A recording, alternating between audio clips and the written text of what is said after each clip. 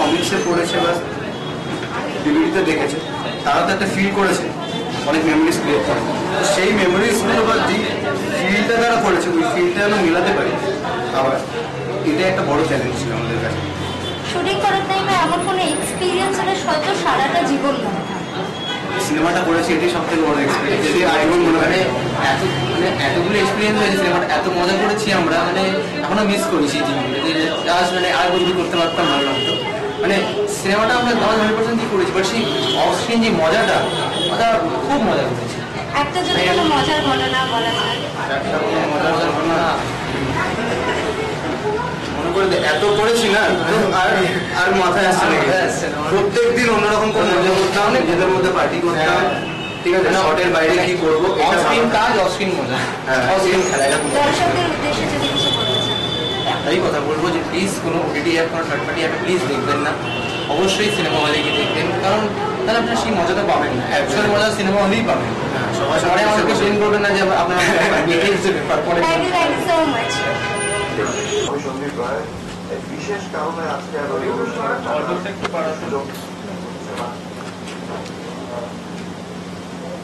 আমি খুশি যে সন্ধ্যের জন্য আরেকটা ছবি হচ্ছে, এবং আমাদের নারায়ণবাবুর অত্যন্ত কালজয়ী যে চরিত্রে তাকে একটা ছবি করছে অনেকবার।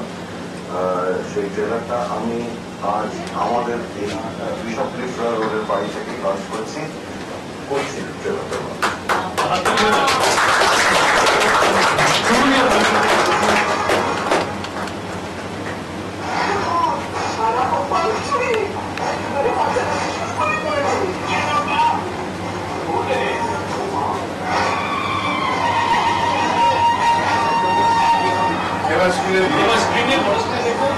আনুষ্ঠানিকভাবে লঞ্চ করে দিলেন, অনেক অনেক ধন্যবাদ বাবুদাকে। এবার অরিজিনাল ট্রেলারটা আমরা দেখাবো, that moment that we've all been waiting for so long.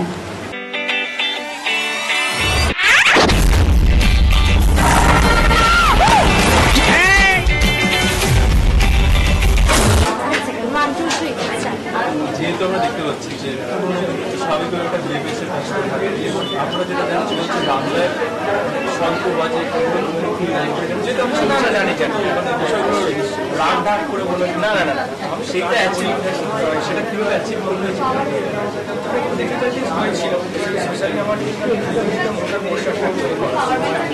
অনেকবার চেঞ্জ হচ্ছে, অনেকটা কেটে যাচ্ছে, অনেকটা ভেবেছি ডিরেক্টর যে আমার তার আইডিয়া চেঞ্জেসের পর আসলে বছরটা 11বার ফাইনাল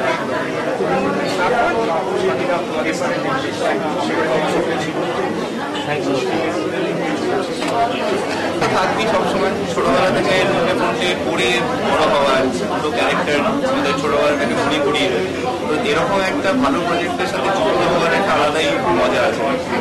ট্রেলার করার সময় সবসময় মনে হচ্ছে ছোটবেলাটা ফিরে আসছে, আমার ছোটবেলাটা আমি আবার রিকল করতে পারি। তো খুবই প্রত্যাশা আছে, খুবই এক্সপেকটেশন আছে প্রজেক্টটা খুব সুন্দর একটা গল্প, খুব সুন্দরভাবে বানিয়েছেন উনি। আমি চাইবো সবাই দেখুন প্রজেক্টটা, দেখে সবাই ভালোবাসা দিন। এই প্রজেক্টটার সাথে আমাদের সবার ইমোশন কাজের চলে আসে। ডেফিনেটলি প্রজেক্টটা দেখবেন, ফলে ভালোবাসা জানাবেন আপনাদের কেমন।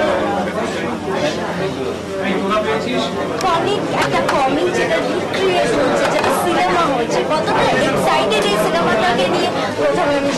আমি ভীষণ এক্সাইটেড, আমার ছোটবেলাটা ফিরে আসছে মনে হচ্ছে। আমার ছোটবেলায় বাটুল দিগড়ে, মন্টে ফন্টে, সুক্তা রাজনাথ মামা, অনেকেই হয়তো আইডেন্টিফাই করতে পারছে নিজের ছোটবেলার সঙ্গে, সেটা ছিল।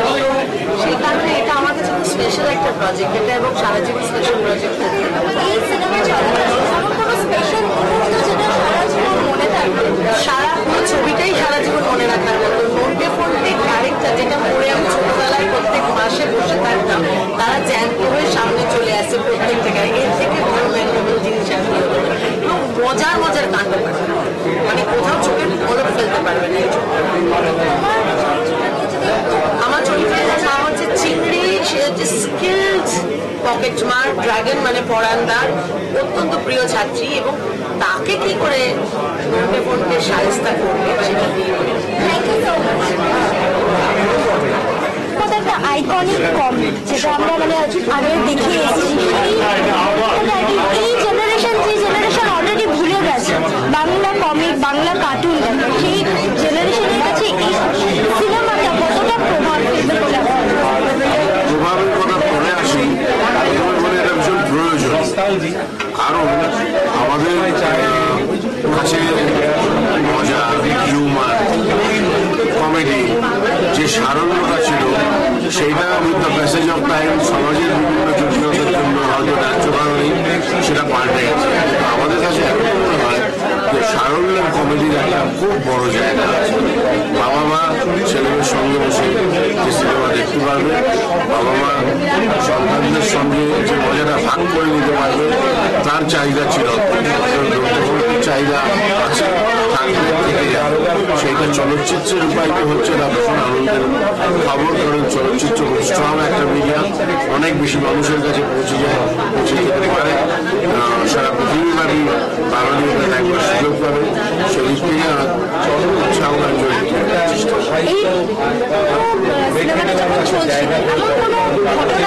যেটা হয়তো সারা জীবন মনে থেকে যাবে যে এই সিনেমাটা হওয়ার টাইমে এই ঘটনাটা ঘটেছে বা আমার একটা অংশ রয়ে গেছে এই সিনেমাটার। আমার কাছে সবথেকে বড় ঘটনা হচ্ছে এই ছবিটা হচ্ছে, সেটা এই ছবিটা হচ্ছে, এই ছবিটা হয়েছে, তাতে আমি অংশগ্রহণ করতে পেরেছি। আমরা প্যান্ডামিকের জন্য আনসার্টেন হয়ে গেছিলাম, জীবনটাই অনিশ্চিত হয়ে গেছিল। সিনেমা জিনিস তো জানাই ছিল, সেই দুর্দিন কাটিয়ে আমরা ছবিটা আবার রিলিজ করছি, মানুষের সঙ্গে পরিবেশন করছি। এই জেনারেশন যে জেনারেশন অলমোস্ট ভুলেই গেছে যে বাংলা কমিকের কতটা চ্যালেঞ্জিং ছিল সেটাকে রিক্রিয়েট করে আবার এই জেনারেশনের কাছে প্রেজেন্ট করা।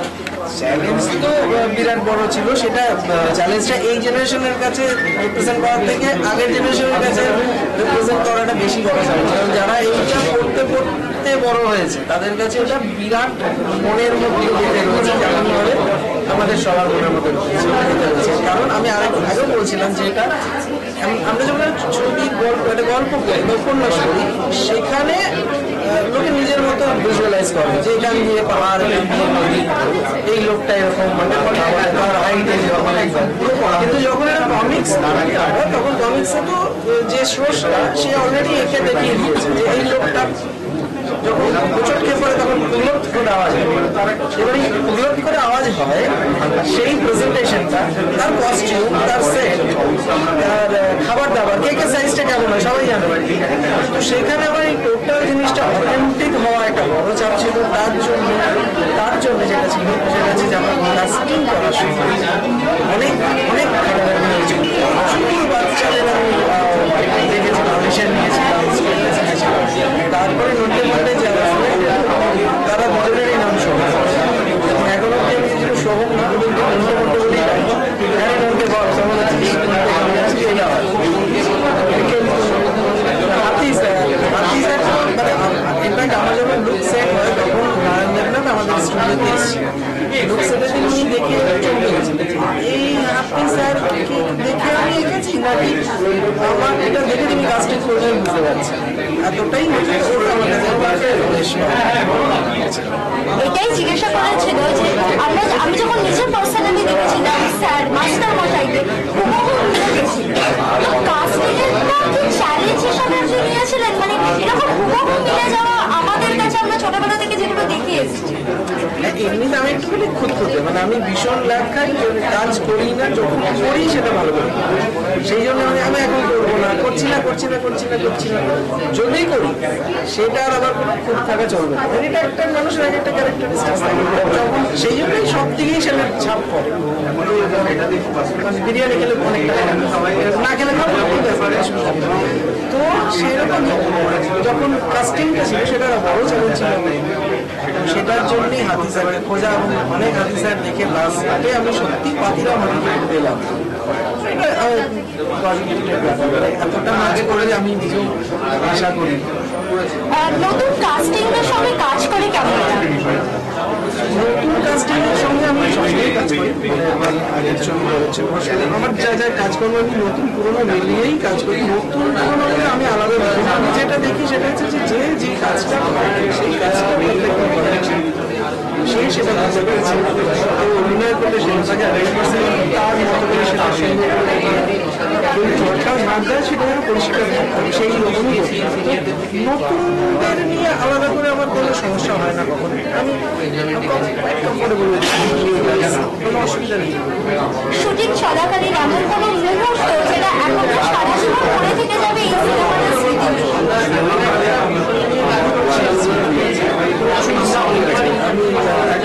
স্মৃতি রেস্টুরেন্টে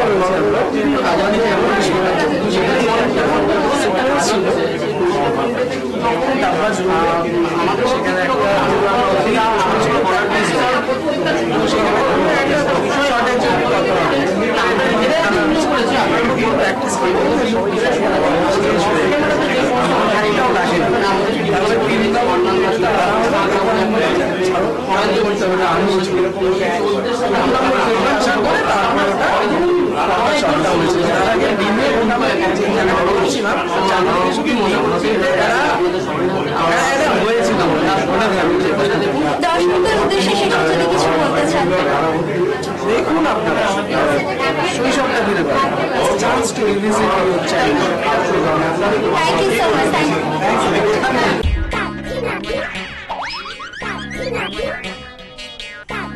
ইউ